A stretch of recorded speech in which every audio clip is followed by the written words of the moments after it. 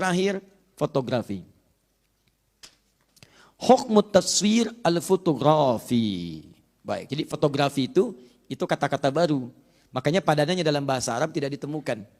Ya, maka fotografi bahasa Arabnya fotografi. Ya, jadi kalau Anda ingin menerjemahkan sesuatu yang tidak di Arab, jangan di asal-asal, sebutkan sesuai dengan asalnya. Ya, jadi jangan direka-reka. Misal, tadi ngaji di mana? Tanya orang Arab. Min aina ants darast? Anda katakan di Kota Baru Parahyangan, katakan darastu fi Jami' Ar-Rahman Kota Baru Parahyangan. Spellingnya sama, Kota Baru Parahyangan. Jangan di Arab-Arabkan. Min aina anta? Kutubulu Parahyangan. Begitu dia datang, dia nanya pada orang lain, salah jawaban. Datang dia besok-besok nanya, aina Kutubulu Parahyangan. Gak akan ketemu alamatnya. Sama Garut, sebutkan Garut, pakai ghain, jangan pakai qaf. Ya, min aina anta? Min Garut. Garut. Begitu teman Anda dari Arab main ke sini nanya di bandara, uridu Garut, saya pengen ke Garut. Langsung ditunjukkan. Jangan terlalu inovatif. Korut. Begitu tanya, aina Korut, dibalikin lagi ke pesawat, dibawa ke Korea. Itu yang repot. Nah, ini sama hukmu taswir al-fotografi. Fotografi itu diserap, namanya mu'arab, dari yang asing kepada Arab. Paham ya? Sama Bogor. Min aina anta? Bugur. Wah, kadang-kadang diganti pakai jim. Ini yang repot. Sudah. Karena ada di Arab, orang Mesir, Anda bahaya orang Mesir, jim itu dibaca ghain. Jannah, gannah, jannah, jannah, gannah, janahun, ganahun. Qaf, kadang-kadang pakai hamzah, suq jadi su'. Nah, itu orang-orang di Mesir itu. Makanya mesti hati-hati. Bogor pakai ghain, jadikan jim oleh Anda, itu yang repot. Sudah, fotografi. Lama-lama jadi fiksi nanti. Yara ba'dul mutaakhirina min al-fuqaha anna at-taswir asy-syamsiyya al-fotografi la yadkhulu fi dairati at-tahrim. Ulama-ulama kontemporer berpendapat bahwa ada masalah kontemporer yang tidak ditemukan di masa lalu dan tidak sama hukumnya karena berbeda sifatnya. Masalah itu disebut dengan fotografi. Beda kalau yang lain tadi surah, taswir, sifatnya digambar, gambar-gambar. Dari prosesnya udah beda prosesnya. Sebab begini, ketika Anda melukis, kan ada proses diri Anda yang menggambar di situ. Kayaknya nggak mirip nih, kayaknya nggak mirip. Tuh dari perkataan aja sudah muncul kalimat di situ. Ganti lagi jadi lebih mirip, ganti lagi jadi lebih sesuai. Seperti ini ya, bagus sekali ya. Seperti aslinya. Itu yang bahaya. Tapi kalau fotografi emang sudah asli. Saya ngambil foto Anda, nggak mungkin muncul kambing. Pasti Anda di situ. Pasti Anda. Silakan cek. Atau begitu di foto, seklik, yang muncul si Amang misalnya, nggak mungkin, mustahil. Saya foto Anda, yang muncul Anda.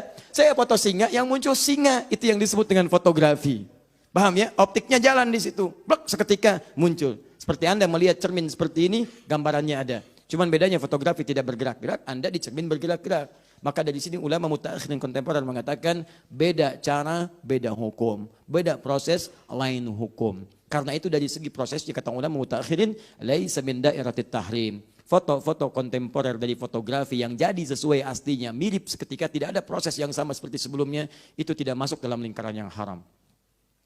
Artinya boleh. Satu ya. Pendapat yang di sini umumnya para ulama berpendapat demikian. Jadi jenis pertama, ini saya belum mulai turunan nih, saya baru mulai hukum asal, belum ada hukum turunan. Ingat, setiap yang halal itu bisa jadi haram. Dalam kondisi tertentu. Seperti yang haram bisa jadi halal dalam kondisi tertentu. Misal, uang itu halal sifatnya kita gunakan. Jangan jauh-jauh. Ini air halal sifatnya. Saya beri uang halal, punya uang halal, beli air sifatnya halal. Saya simpan di sini. Ini halal. Tapi halalnya kan punya saya. Yang halal punya saya. Yang minum Anda tanpa izin. Maka ini jadi haram bagi Anda. Halal bisa berubah jadi haram dengan kondisi tertentu. Haram bisa berubah jadi halal. Babi hukumnya haram. Sepakat ulama. Dan gak ada celah di situ untuk kehalalannya. Haram semua dengan segala turunannya. Tapi kondisi menjadikan Anda datang ke satu tempat, datang ke Cina, kebagiannya, Xinjiang datang ke jauh sampai ke daerah-daerah hutan. Gak ada makanan, gak ada macam-macam yang ditemukan. Anda perlu bertahan untuk hidup. Yang ada cuman babi, akok sekitaran Anda misalnya. Masya Allah. Awas jangan diutak-atik kata-kata saya, jangan diutak-atik, awas. Awas. Jangan diutak-atik kata-kata saya. Begitu muncul yang ada cuman babi. Kalau Anda nggak makan, Anda meninggal. Itu poinnya, sedangkan sifatnya haram. Seketika itu jatuh hukumnya berubah jadi halal. Baik, jadi dalam kondisi demikian, Anda bolehkah makan babi? Tidak. Babi besar begitu, bagaimana dimakan? Ya, Anda potong dulu, setelah Anda potong masak dulu. Dan jangan dimakan keseluruhannya. Makan untuk mencukupkan, menghilangkan lapar Anda. Makan, hilang lapar. Enak juga nih. Bukan. Tapi kan, habis, selesai. Nah, sambil makan, sambil mencari yang halal. Begitu kemudian menemukan ayam, maka babi tidak berlaku kehalalannya bagi Anda. Selesai semua. Tuk, simpan itu selesai, kemudian kembali kepada yang halal. Jelas ya? Nah, kecuali nanti nas yang lain, segala hewan yang ada di laut, ya, at-tahuru ma'uhu wal hillu maitatuhu. Kalau yang di laut itu, Masya Allah, itu airnya itu sah digunakan bersuci dan halal semua bangkai yang ada di dalamnya. Maksudnya hewan-hewannya halal di situ. Ya, di kalau nyari babi, babi laut tuh kalau ada kan. Makanya babi nggak ada di laut. Oh, ceburin, bawa babi dari darat, ceburin ke laut. Halal ini. Tidak. Jangan terlalu kreatif di situ, tetap haram kalau yang seperti itu. Paham ya? Baik.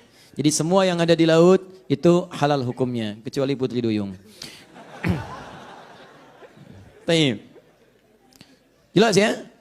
Sekarang kita ambil hukum dasar dulu. Hukum dasarnya untuk foto itu boleh.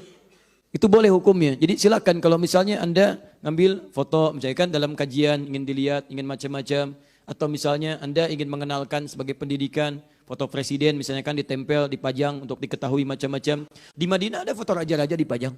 Raja Fulan, Raja Fulan, Raja Fulan sampai Raja Salman, sampai sekarang kemudian pangerannya juga dan seterusnya ada. Itu tidak ada masalah.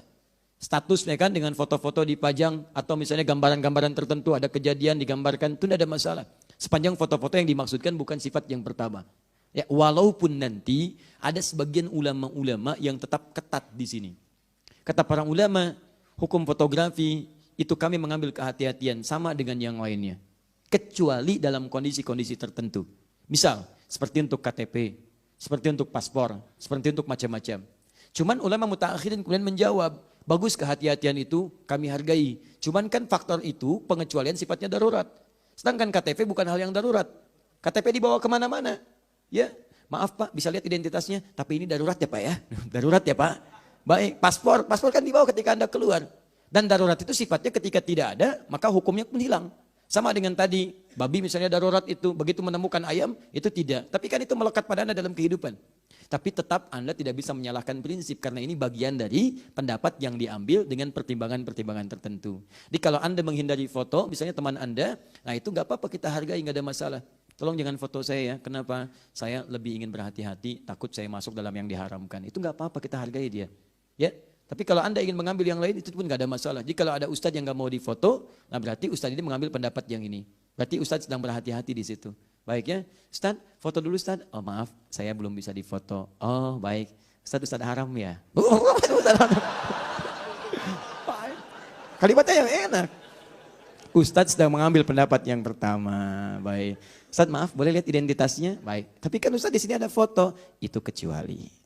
Nah, itu berarti ini gelombang dari sebagian pendapat. Yang lainnya saat boleh foto, boleh silakan. Ini berarti dia mengambil pendapat yang mutaakhirin yang melihat perbedaan dari sifat-sifat keharaman beda dengan yang lainnya. Paham?